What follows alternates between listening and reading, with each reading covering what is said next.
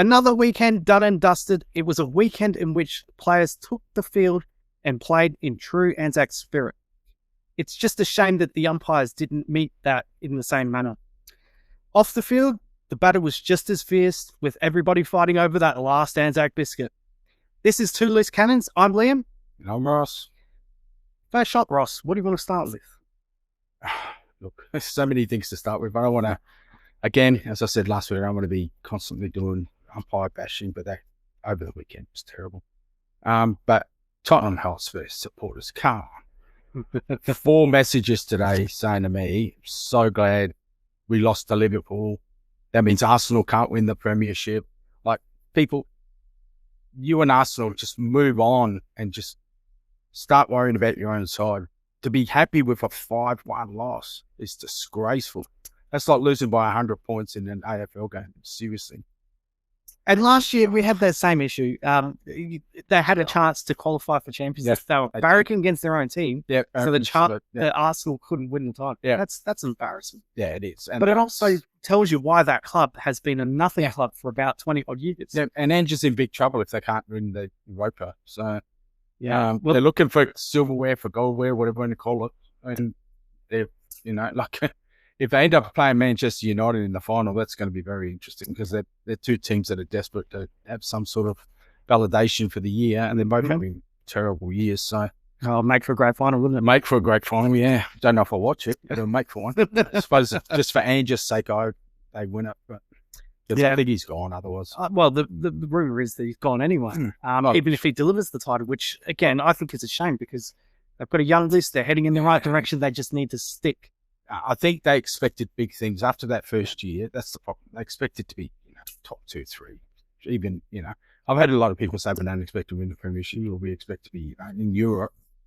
But, sometimes you go backwards to go forwards, don't you? Yeah, and we talk about it with AFL. Yeah. I remember a couple of years ago chatting to you about hope. And hope is a cruel thing, isn't it? Cruel thing. Well, yeah. The worst thing you can give someone is hope because it takes you nowhere and it only can give you heartbreak. And hope is what Matthew Nicks has brought the Crows. And that's where I'm going to take my first shot. Nixie. Now, seen a lot of rubbish online the last few days about how he's not the man to carry us forward. He doesn't have the game plan. He's just not the man. It's rubbish. The guy is the man.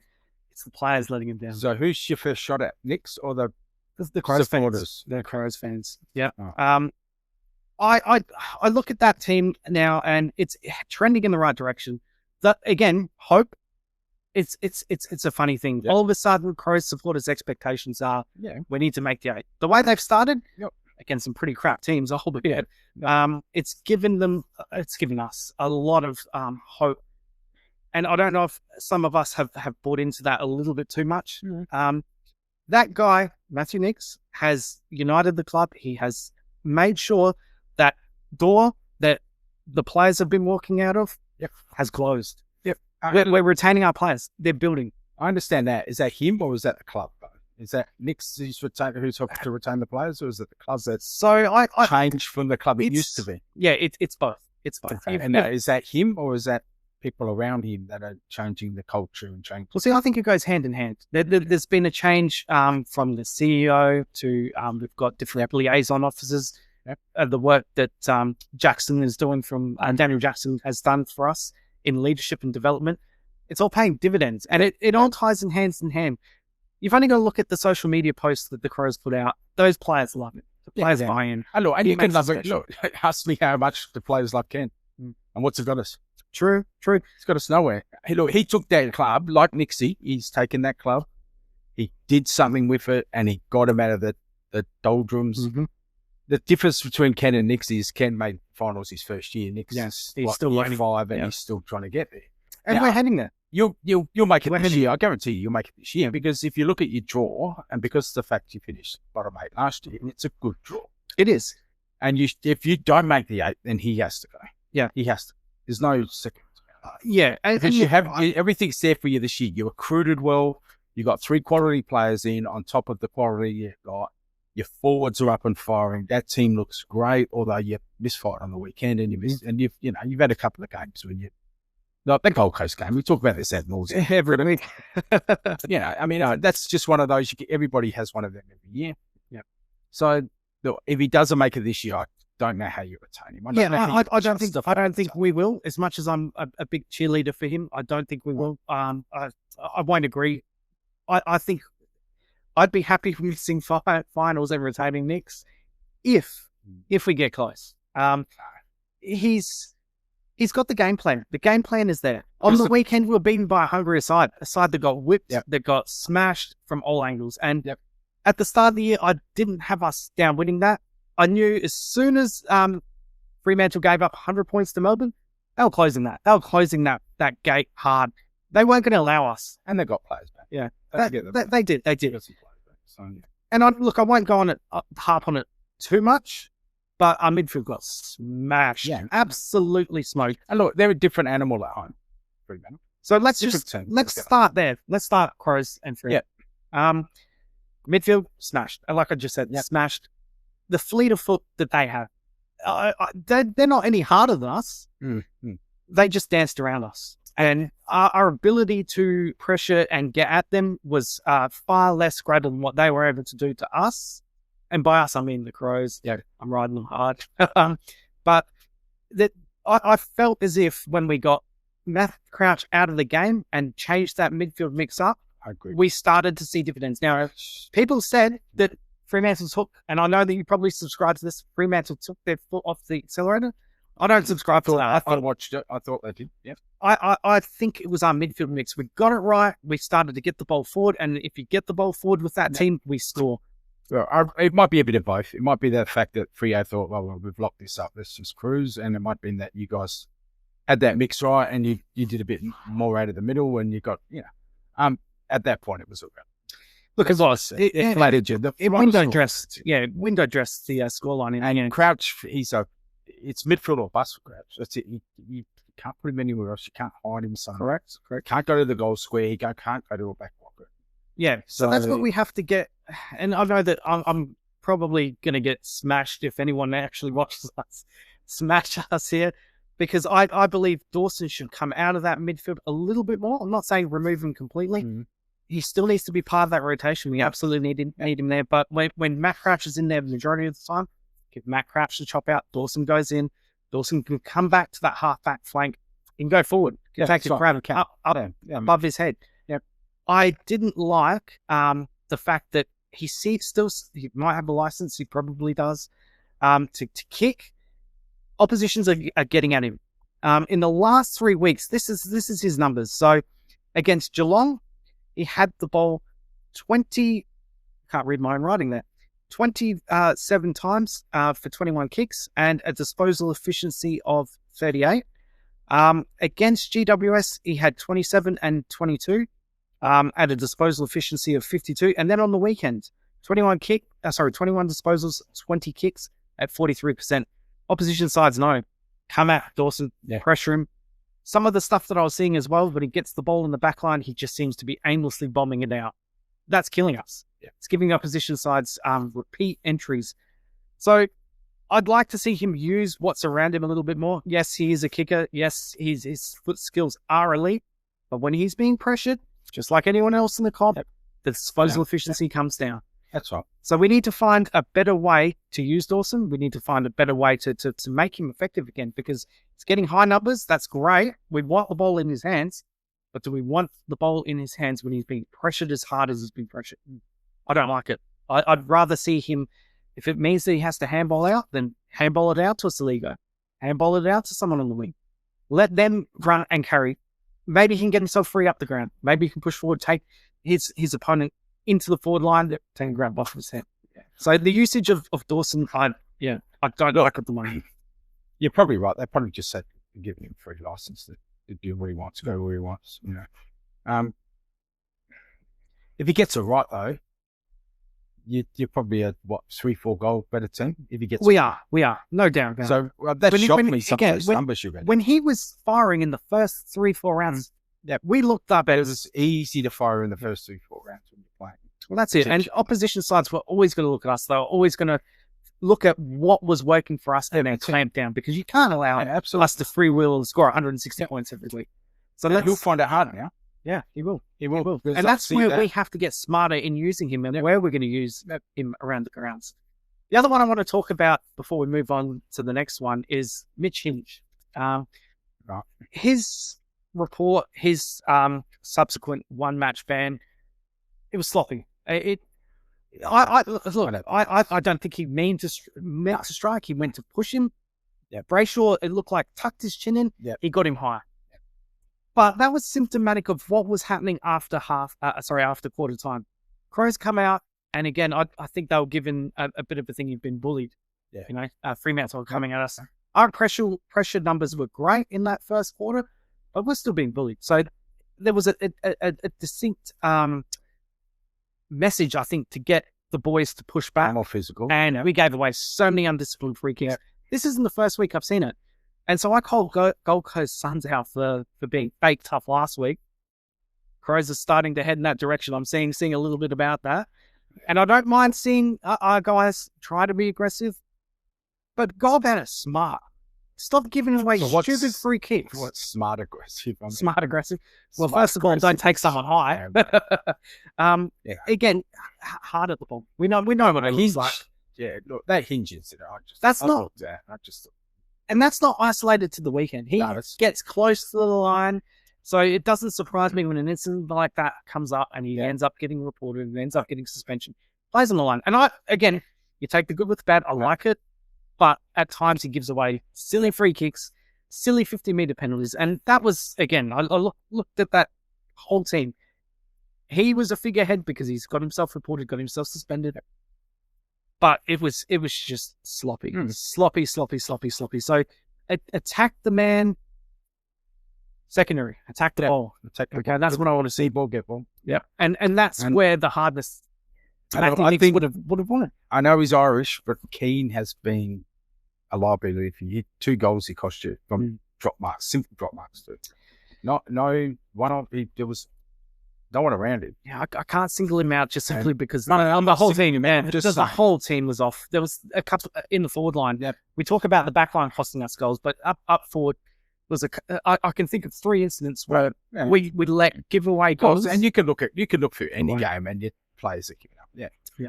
That's just twice now. The Gold Coast game, I said to you at that time, he dropped a simple mark, they crumbed a goal, and then I noticed against Fremantle, he did the same thing twice.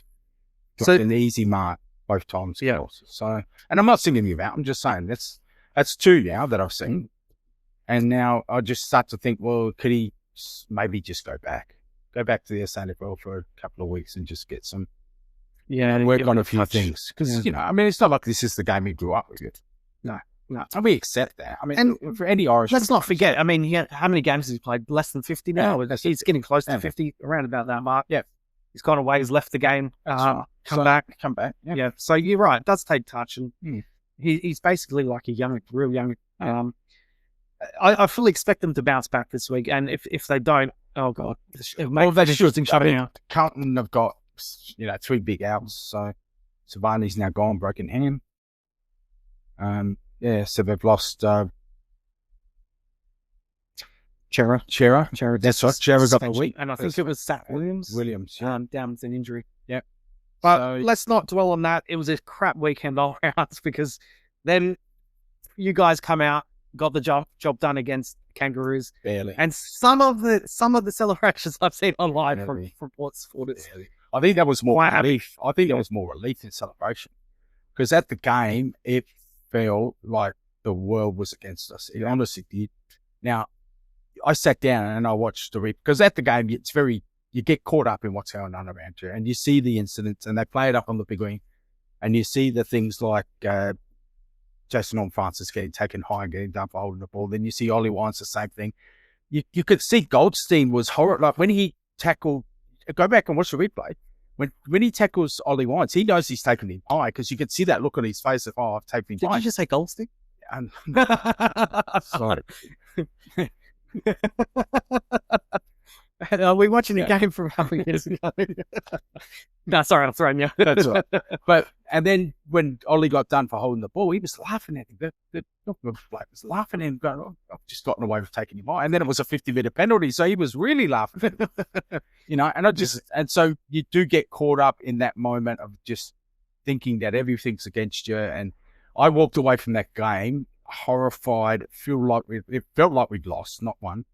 And just feeling crushed. And it was just purely because I just thought, wow, we're never going to win anything here if this is the way they're going to umpire us. And then I sit down and I watched the game, I watched the replay, and you see, it was pretty poor all round. North Melbourne had a lot of free kicks that probably could have gone their way too. So it becomes very singular when you're the home side and you're the home fans. Because you get caught up in that whole crowd roaring and screaming. And look, even on the TV. But even on the TV, and that was the other thing. This year, some rubbish outside umpiring. And that was the other thing, because one thing I did notice while watching the replay was the commentary. And generally, if I think it's a poor umpiring game, and then I watch the replay of the game, and I hear the commentator say, no, that was it, or whatever, you go, okay, well, I'm biased. Yeah. But to hear someone like Roo, Mark Rashuda, turn around, and he's just in disbelief, and he loves a Port loss as much as he loves a Crows win. He does. And he was horrified. Like normally he'd go, they just got that free kick against them. He'd chuckle. He wasn't chuckling. He was like, what's going on? Yeah. Like the commentary team was going, what just happened? Like, how was that possible that he didn't get the free kick for high? How was it possible it was holding the ball? Like, and that tells me all I need to know about the crowd reaction. And look, you're not speaking fairly here. You don't complain about the umpires. You try not to, because I don't. What's the point? Yeah. What's the point? It is what it is. But we both agree on the sense that I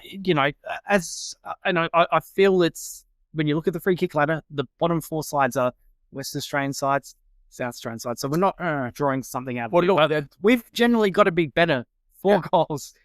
Because on grand final day, we know what we're up against. And look, you looked at the bottom of the ladder, and it was North Melbourne 18th and Port 17th. Yeah. You look at it now, this is going into the weekend, it's actually the other way around. Port's now bottom and North Melbourne's second.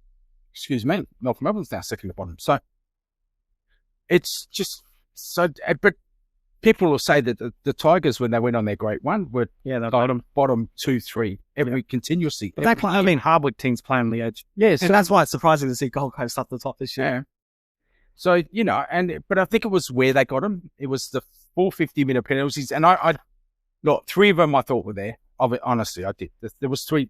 When the whistle goes against you and you've been done for holding the ball, give the ball up. Mm-hmm. It's as simple as that. Yeah. Don't hang on to it.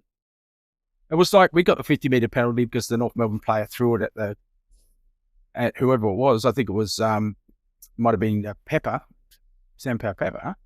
And it rolled across the ground, and he was just like, sorry, 50 minutes. So give the ball up. It's that simple. And the one we've read, like we sat there, we argued amongst ourselves whether the Aliyah 350 was actually 50 and whether it was a mark.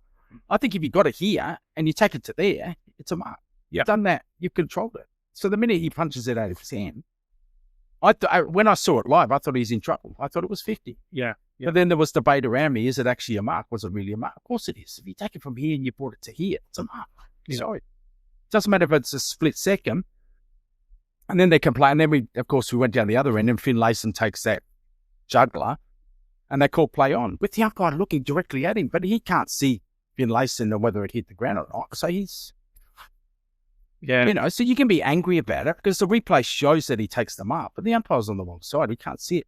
And what's the value of 4 umpires? I just don't get it. Yeah, it's actually the umpire on the boundary called the mark, and then the one downfield said no, he hit the ground. See, in that case, so he then changed his mind. You really should have to take the closest umpires. Well, he took the other umpire's decision because he thought he had the better angle. Yeah, the replay shows Finlayson took the mark. So the umpire who actually didn't have the best advantage, didn't have the best positioning, and called it a mark was the one who was correct. Yeah. But that drives you mad because it just compounds onto everything else, and it just makes you feel, and it just loads up and loads up and loads up, and it makes you feel like they are against you. Yeah. But they're just small incidents in one game where, because you're at home and the crowd's just up and about, they're screaming and yelling, that you just think the world's coming down on you. So, like, umpiring this weekend. So I want to just touch on Kane Cornes. Kane Cornes has finally come out and spoke about the umpires. But to be honest, Kane is more like he's more spewing diarrhea like an out of control fire hose. Because how many games has there been this year that have been more wildly affected by umpires, and he uses his own team to call out the umpires? You hate the messenger and not the message. The message. Well, look, there is a bit in that. There is a bit in that. But this is a bloke that gets paid reportedly $800,000 a year for 7 years at Seven. I don't know if he wants to make that actually like he wants all the public. He wants all the players to be made public. To be made public. Maybe, perhaps he could be the first one to make his. He's at risk. This is Kane Cornes. He's at risk of becoming an overpaid cheerleader for Paul. And look, you know what we see with Hodgie, we see with a lot of them, man. Dermy is up and about. No, when Hawthorn are up and about, Dermy's the biggest cheerleader for that side. He is. But you know, I mean, I don't know what we single out. I don't know what we single out Hornsey for that. Hodgie's the same. King's the same. They're all the same. What their teams are. I always agree that he's taken his father's line of, he's taken it to the next level. He has he's gone above and beyond. He has, and I was going to mention that. So Graham, did it in the 90s when it was the Crows, first with the Crows, and it was Kikovic and all that sort of stuff. When he come out of his coaching, and then when Port come in, he took the hard line Crows. Now that was just South Australia wide. Yeah. Beyond our borders, nobody could care less about Graham. No, that's fine. Kane's taken it to the national stage. Kane's got the national stage. Yes. Graham never had the national stage. No. For some reason, they think the networks like it. Yeah. I don't know why the networks. Because he generates an opinion. We're talking about him right now, aren't we? So, well, you know what? And I'm neither here nor there. I listen to his content. I don't listen to. Look, I've said to you many times, I don't like the way, and I'm not a Caro fan, so don't get me wrong. Mm-hmm. I don't like the way he speaks to Caro in their shows. No. She was his biggest cheerleader. She was his biggest supporter when he was on Classified. And he's just turned on her, and I just don't get it. It's not worth the clicks to be. Do you think he thinks that's what people want? Because Caro does have a bad rap. I understand that, man, but that's no point to be. I agree with you there. To do what he does, the way he speaks to her is just so disgraceful, mate. Yeah. I mean, you don't have to like Caro, but you don't have to like Hodgie. You don't have to like Lloydie. Lloyd, when I heard what Lloyd said yesterday about Jason Hawke-Francis, I felt like throwing my cup of coffee at the TV. Like, how dare you, Lloyd? Yeah. You don't know what was said in the huddle, and then you call him whatever you called it. And go back to Essendon and worry about them, mate. Don't worry about us, okay? Have your opinion and keep it to yourself. Well, by the way, all the panel disagreed with you. So what does that tell you? Twit. Well, he has gone back to Essendon, and he has had his opinions on Essendon. How have Essendon gone? Like you mentioned, serious Matthew. But again, no one's getting paid $800,000 over 7 years. I don't know who's getting paid what. I love that they play Hornsey getting this. I'd say this shit, but getting smacked around the ears by Brownie again. And apparently they had a few words that gather around because did they? Oh, he said to Brownie, "I don't want to see that coming up on my Sunday footy show." And all of a sudden, that was in the opening. Yesterday, copping a few around the ears, so it's got to be there. It's got to be like the old, Chompers and Beck. All right, so final word on Cackles is who at the 800,000. If they've got even years, but you know what? The best way to deal with someone like Kane Cornes or the Stephen A. Smiths of the world, any of these guys who go out there and have an opinion, and it's not everybody's opinion, is don't click. Yeah, precise. Don't comment. Don't click. Oh, it's not don't do anything. Don't do anything. Move on. Don't even listen. If and you'd find if you didn't even listen, if you didn't click on it and you didn't comment, it becomes irrelevant. And Seven start looking at it and going, "Well, this guy's not worth paying him. Let's move him on." That's my opinion. But people have that. People get wrapped up and angry in what he says, and they feel that I must be the one to put him right. And we don't stop listening. Well, we keep following. We're gluttons for punishment. Most of the stuff I hear about him is sent to me. I don't even go searching for it. I don't. Yeah. So, all right. Something else that made me angry. Next game, Gold Coast versus Sydney. Well, So you got this that was right. my final shot last week. You got that. And up until halftime, I didn't watch. Oh. Saw the score. They're up by 5 goals at halftime. Then what happened? Because I didn't see They it. just did not turn up in the second half. Sydney What was it? 13 Yeah. goals. did not show up at all. They just Gold Coast were rampant. They just ran all over the top of them. It was like Sydney was had that- flown in from the moon and not. Did you see that game? Because I didn't. I watched bits and pieces. I did. I was like you. I thought, and up until halftime, I thought, oh, you've got this one right. Mm-hmm.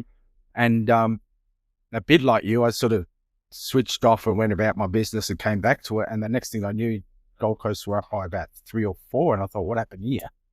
Because I looked at the numbers, not watching the game, just to see where it has gone wrong. And there was some ridiculous final stat number with Sydney only having something like 95 contested ball wins. Yeah. What is that? That's not Sydney. No, it's not. It's not. It was a very low contested game because Gold Coast only had about 100. What is Dean Cox doing? Is he trying to play a more sort of league play, uncontested style football? No, I don't know whether he's trying to do it yet. Sydney's DNA isn't quick, fast. No. Yeah. And we up-tempo, know a couple of years ago flash. they brought in Don Pike to help with their ball movement. Yeah. And so this is sort of, I think, the West Coast effect, West Coast of the early thousands, that they want to have a free-flowing, moving sort of play to add to their contested ball. But it seems like they're lost. And, what has it done to the players mentally? Are they able to recover anything from this year? Or is this going to be I think they can. a year Because backwards? is it going to be just one of those years where it's going to take them a little bit of time to get used to the new game plan? Mm-hmm. But come the second half of the year, once they've actually inbred it and they've got used to playing it, and they've definitely got the personnel. Yeah. Except for maybe forward. But they've definitely got the personnel to take. Is their backline good enough, though? Because I think that they've made a success from their midfield pressuring very, very That's right. But they were good enough to make a grand final last year. Yeah. So, I mean, how long's a piece of string? I don't know if their backline's good enough. But again, it is the midfield. You're right. midfield. It's the midfield. And what that midfield does. And when you're winning hard ball or you're contesting that midfield area well, that ball's coming through the back line. If it does come out with the opposition very, very sloppily. And so then it makes it hard for the opposition to then have to compete one-on-one, or maybe there's an extra defender back there and it just comes back your way. Well, I think in any new coach, in any new game plan, you've got to go backwards before you can go. Yeah. And they seem to be a team that's not sure about what their identity is at the moment. Yeah. But if they can make a click, watch out, because they could do a Brisbane of last year. And I'll tell you one thing, I'm not apologising to Gold Coast for their fake toughness, because I think that game said more about Sydney than what it did about Gold Coast. That's that to me doesn't prove anything. Yeah. Back it up this week, Gold Coast against Brisbane. I think Hardwick definitely Hardwick stuck into it. Yeah. Because they were a different team in that second half. And that's the team I expected to see the whole game. So, better to pay a half than it is to, I guess, pay a 4-quarter game. Oh, yeah. We've proven 2 weeks in a row against Hawthorn and Sydney, if you can play half a game before you can win the game. Yeah. You just got to play a good half. Yeah, exactly. You know, Modern football is all about momentum, isn't it? And if it's whoever does the most damage with their momentum, and that's where that comes in, doesn't it? So won't dwell on that. Next game we'll touch on is Carlton and Geelong. This was your final shot. Well, what I thought Geelong's problem was going to be was the fact they played the Monday, they played a tough game against Hawthorn, and it showed. Yeah. And I said to you, I thought Carlton were coming, and it looked like a team who'd got a lot of confidence from back-to-back wins, albeit against some easy opponents, but still, confidence is confidence. Once you get that confidence, it just propelled them. Is it the Geelong midfield that's, I think, is it their midfield that's going to decide where Geelong gets to? Because it's not so much their backline. We know their backline's proven. And their forward line with Dangerfield and Cameron, it seems to be working really well. But that game on the weekend, their midfield got smashed by Carlton. Is that where... It's definitely going to be where it's fun. Yeah, Geelong is going to succeed or fail. Because come finals time, there's no... Generally, you don't have a weak midfield to come up against. That's right. And given that they're playing Dangerfield forward, probably 85-90% of the time, there was calls for him to go when Carlton got multiple goals in a row. There was calls from the commentators to get him in the middle, and it still took a couple of bounces. And like I can't remember who it was, but said, "I can't believe he's not in the middle." But I think they're doing the right thing by keeping him up forward. They're going to extend his career. He hasn't got injured so far this year. That's a good sign. You throw him into that midfield. Of course it is. Yeah, he's 35. But what's he playing the game for? Is he playing the game to win a game and to possibly win one more before he retires, or is he playing? That's it. But I mean, you could always use play that 2 extra years for nothing to go nowhere, just to get the extra money and to not have any success. But you could use him in the midfield finals time. You know, Yeah. let's use that wild card come finals. Definitely. You know, if our backs are up against the wall, we're falling behind, our midfield's letting us down. Throw him into the midfield then. Don't risk him in round 8. Premierships aren't won in round 7 or 6. That's right.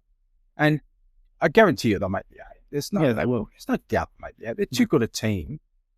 There's too much quality in that team not to make the 8. But it'll be interesting to see come finals time whether they do shuffle him and he does play 50-50 or 40-60 or in the midfield, you know. Yeah. Few more, and they're definitely, I reckon they will play him more minutes, for sure. So the other game I just want to briefly touch on is the Anzac Day blockbuster, the biggest game of the year, the most predictable game of the year. Yes?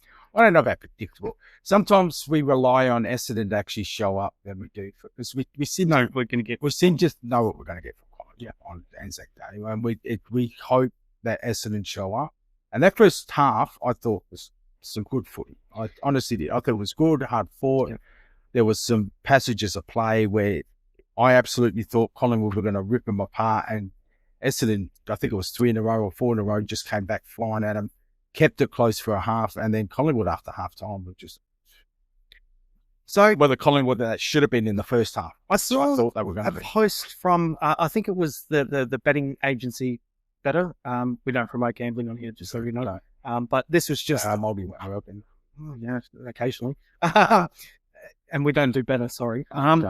So that they put a post out, best games of the year, and they had Anzac Day as number 1. Now, I don't best occasion of the year. It's the best occasion of the year, but it's also the most overrated game of the year because again we're relying on. See, it's like anything. It's like Dreamtime at the G. It's like Maddie's game. It's like you rely on 2 teams showing up, and if it's like the grand final. But you know what you're going to get from a derby. You know what you're going to get from a showdown. Yeah. Those to me are rated highly because I know if I tune in, I've got 2 sides going against each other, smashing each other. And generally, like a showdown, there's only a goal or 2 generally decided. So, and teams can win anywhere on the ladder. Seems to be when Collingwood are up and about, Essendon haven't been, that gulf is exposed on the day because I don't think there's genuine hatred. Yeah. No, but then we get, for years we were saying, why did we open the season with Richmond and Carlton when Richmond were up and about and they were winning premierships and they were whipping Carlton year in, year out? And then this year we do the same. We go, well, Carlton are just going to absolutely obliterate Richmond in that first round. And what happens? Richmond comes out and wins. Sometimes they're the best games when you just don't expect the other team to show up. And I had my reservations going into Anzac Day. I thought Collingwood would do easy, and in the end they did. I didn't expect the first half to go the way it did, though. I thought Collingwood would easily just cruise. And it looked like it was going that way at one stage. It did. Essendon made their run. Yeah. So, at the end of it all, sometimes you're just going to be, but I agree with you. Not best game of the year, but definitely the best occasion. Yeah. Oh, well, we've spent too much time talking on an overrated game. Let's move on to Bulldogs and GWS. What did you see of this one? Bonkers Pelly, mate. I didn't see GWS getting belted like that. Well, neither did I. And I think I said to you last week or midweek that I thought being played in Canberra, especially the rivalry, because it goes back a few years to that preliminary final against the Bulldogs, where they won their way through the grand final, and there's a genuine hatred between these 2 teams. And I thought GWS, especially after what they put up against you guys, and with Hogan back, that we were going to get a good game, and that was just. That was a Bulldogs. Again, that was, I said this last week. They showed up. They're just, there's no Hugo Hagen, there's no Darcy. I thought they would struggle to kick goals. That midfield, and Bontempelli is, if he's not the best player in the league at the moment, he's second or third. Ooh, that's huge. He is. He's the difference he makes to that side. They were terrible that first, whatever he missed, 4 or 5 rounds. Yeah. You know. He's definitely added to them. But it's not just his playing ability. He's added, like, they all come along with him. That's right. Liberatore lives. Richards is good. He's in the midfield. Richards is just awesome for it, you know. So I just want to sort of deviate away just for a second. So we talk about the effect of Bontempelli. Yeah. Oscar Allen for the West Coast Eagles. Now, did you see today, Mitchell putting Tom Barrass I did see it. up forward, and McFalter having a bit of a cry about that? I did see it. So is Oscar Allen the worst captain in the AFL? If Bontempelli's the best, is Oscar Allen the worst captain in the AFL? Well, I don't know. A question without a given what happened, and given that he met with Mitchell, and given that was really... So then that qualifies him as the worst captain in the AFL. Well, we've had other captains who've met with... Yeah, and we've even had captains who've moved sides, you know, like over the years. So, and to answer your question, if he's not, I don't know who is. Yeah, I know it's hard for a key forward in a... I kid. I know. No, I'm kidding. We know that it's hard being a key forward captain when your team is down the bottom. Yeah. But I watch him, and when he plays down back, I don't know. I wouldn't want him to be the captain of my team. And it would infuriate me more knowing that he's met with definitely. And he was in tears in front of the group. They said, you know, he was very contrite. He came in, he said, made a mistake. Should have never been captain in the first place. So, I mean, I don't want to go back over because obviously it was a few weeks ago, but who approaches who here? Obviously, whoever approaches whoever. I'm sure Mitchell went to him first and said, hey, you want to catch up for coffee? And he goes, yeah, sure. Either way, you take it on the chin and you move on. But that team's going nowhere. And I'm not even sure if they're going to retain Harley Reid, let alone Oscar Allen next year. Yeah. So if they lose both of those guys, where they're going? I look at that team. There's leadership vacuum in the West Coast. Absolutely. And maybe they have to do the Brisbane model where they bring in some of these older players who should actually be retired. Now, you had your thoughts about, you know, the Darling and Parker. Parker was huge. Yeah. He had a milestone game, so of course it was going to be up for it. And some of the younger guys made mistakes, and I watched him, and he went up to him, and he did the ruffle of the hair, and come on, mate, and he spoke to him, and you know, so that's the value you get from these guys. You were at the ground on the weekend. Yeah. What did you see from Darling? Could Darling be adding something at West Coast? No. See, that was my gut feeling without actually being at the ground and seeing. I don't think he's the right type of player you bring in to coach and mentor. But he takes a big. Yeah. He takes the second best. He takes the third best. Whatever you got. And maybe on the training track, he's a little bit more vocal. But on ground, I don't see it. Look, and for a North Melbourne team, and look, let's face it, Larkey was huge last year, and he still had three guys hanging off him. Yeah. So, but I don't think they need that sort of wear and tear on Larkey's body. Yeah. So bringing in Darling means you have to respect him and put someone on him. Now, it shocked me that we had Radigali on Larkey for most of the game. I would have thought Ali was the obvious one, but they chucked him on Darling. Mm-hmm. I don't know why. So, yeah. So, you know, at the end of it all,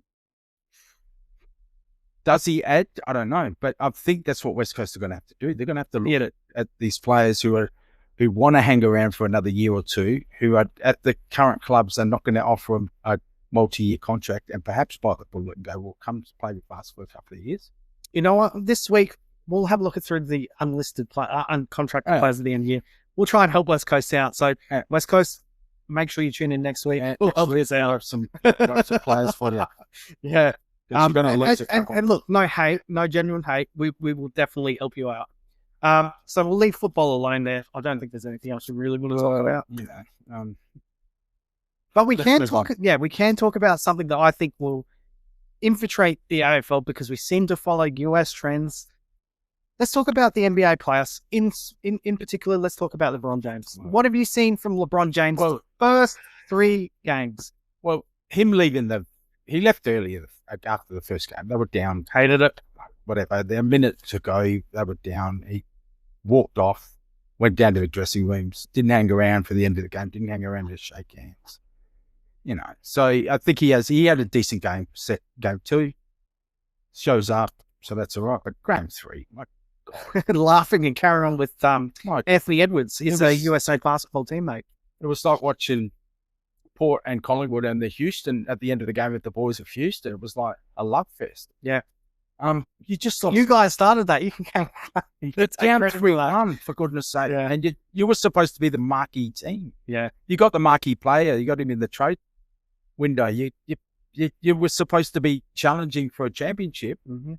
And the Timberwolves have got you 3-1. Yeah. My God. Talk about overhype. Yeah. Yeah. You're right. But look, Timberwolves are a dangerous team. They are. They didn't find last playoffs. Didn't they make the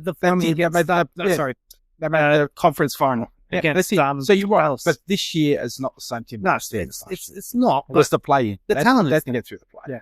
So, is Anthony Edwards better than LeBron James? No. I'd put LeBron in my top, I don't know, 3, probably 3 or 4. Things like this is why he'll never be the GOAT. He can never go to your generation. He's never going to be the GOAT of ours. And look, I've grown up through his generation, but even I know MJ's far light years ahead. Look, MJ would never have walked off. Now, I could be wrong, and there might be someone who goes, he did it multiple times because he was so heaped up with what was going on. But I know that issue here is mainly about on the training track. So again, it's that perception. It's what you present to the public. Yeah, I would hate as a Lakers fan to be watching LeBron James do that. I was, especially when you're down 3. If they were up 3-1, okay. It's for the Clippers. Who cares? The Lakers are up 3-1. You've blown a game. Who cares? But you're down 3-1. Next game you could be eliminated. Yeah, and you're standing there with Anthony Edwards laughing and smacking each other on the backsides and talking about your good old days at the Olympics. What sort of a legacy is he going to leave? Because I tell you what, some of the stuff has been ugly. He'll be in the GOAT conversation for so long that we'll just be so. But I mean, we're going to talk about years from now. The sort of stuff we're talking about now, look, he's changed a generation because he's had his clicks, and he got Ben Simmons as the click. Yeah. Let's blame LeBron for Ben Simmons' decline and you know what? It's horses for courses. LeBron's in it for the money. It's simple as that. You don't set up all these little companies up there. You don't become partnerships in the sports management side of it, and you don't do all the other things that are going on. Money's not your main objective. Absolute business and business. Absolute business. That's right, and that's all he's. And that's great. That's great. You got to provide for your family. The game can only provide for so much. That once it's over, you need something to fall into, and he set himself up so well. Can I just underline setting the family up? He certainly has. Well, he certainly has. Yeah, but that's the Lakers' fault, isn't it? Yeah, it is. They wanted that as much as he did. Right. It's a good story. It is. And why wouldn't you want a father-son playing together? But I think that generally people recognise that Bronny doesn't deserve to be on an NBA side. Now, again, we'll get haters for that. And look, he seems to be developing well, but he shouldn't have been drafted. He shouldn't have been drafted. Spot on. He should have been drafted. And if he was, he should have been playing J-League until he was ready. Now, I don't think anybody would have had a problem with that. Yeah, I wouldn't. There's nothing wrong with drafting the kid and bringing him through. But he's playing well now. Yeah. Those first, whatever it was, half dozen games. They were rancid. It was like he didn't know where to stand. It was like he was playing basketball for the first time. Because the kid was put in over his steps. And it's not his fault. Yep. It's not his fault at all. I don't blame him for that. But that's how you destroy careers. You don't make them that way. You destroy them that way. Agreed. All right. Well, look, I'm ready to finish up. So let's do the final shot. No. I'll start with mine because okay. I've got this week Collingwood versus Geelong. I'm going for Geelong to respond. Geelong, are you? And it comes around not just the Geelong bounce back, but I also think that Collingwood are due an off week. And no one's going to play 24 weeks at high intensity, are they? Again, Anzac Day, big day for them. Maybe a little bit of a letdown, I hope. Anyway, for my tipping. So what have you got? I don't see that, but anyway, mine.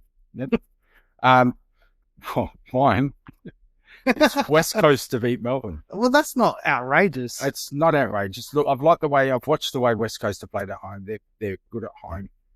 I'm not sure what you're going to get from Melbourne. They can be absolutely devastating one week and terrible the next. But I just see it. I don't know why. I can just feel that West Coast are due, and this is the game. If there's any team that's due, then this is the one at home against the Melbourne team that could give you anything. You just don't know. They could, and look, I could be totally off the mark, and Melbourne will win this by 20 goals. And like you, I'll have egg on my face. But I think we spoke about this off camera, and we said that I think West Coast beat Melbourne last year over there. So, and Melbourne's still embedding a new game plan. They weren't great this week, so it's not outlandish. That's the but it's the sort of stuff we like for the last shot. But that's it. You got to put it out there to make it. Well, that's it. And we're all about helping you tips. Again, if you're gambling, gamble responsibly. So what are you finishing up on this week? What can I say? When it's a door, not a door. When it's a jar. Thank you, Lockie. Bang. Bang.